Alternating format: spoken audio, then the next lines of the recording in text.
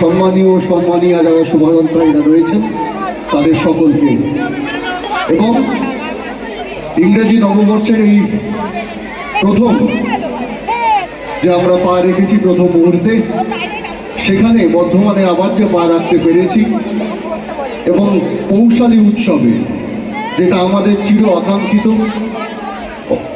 আমরা সবসময় অপেক্ষা করে থাকি যে কবে এই ধরনের উৎসব আমরা পালন করব।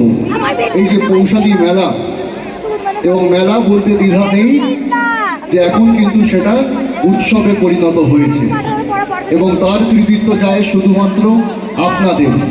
কারণ এই যে মেলবন্ধন, এই মেলাকে কেন্দ্র করে এই যে সম্প্রীতির উৎসব, এই যে ভালোবাসা, একে অপরের সঙ্গে যে মিলন, এই উচ্ছ্বাস, এই উন্মাদনা, তাকে সত্যি শ্রদ্ধা জানাই, কুর্নিশ জানাই, সম্মান জানাই, ভালোবাসা জানাই, এবং আপনাদেরকে নতমস্তকে আমার প্রণাম জানাই।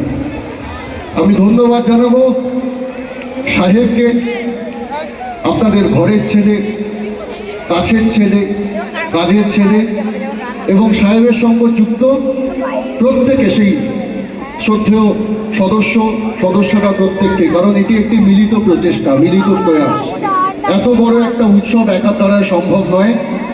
কাজেই যারা সাহেবকে সামনে এসে প্রত্যেকটা মুহূর্তে এই উৎসবটা পালন করার জন্য সহায়তা করেছে, তাদেরকে আমার আন্তরিক ধন্যবাদ, কৃতজ্ঞতা জানাই। প্রশাসনকে, পুলিশদেরকে, সকলকে আমার অন্তরের অন্তঃস্থল থেকে কৃতজ্ঞতা, ধন্যবাদ, যাদের পরিচালনায় এই মেলাটা একটা সত্যি সুন্দর রূপ পেয়েছে এক উৎসবে।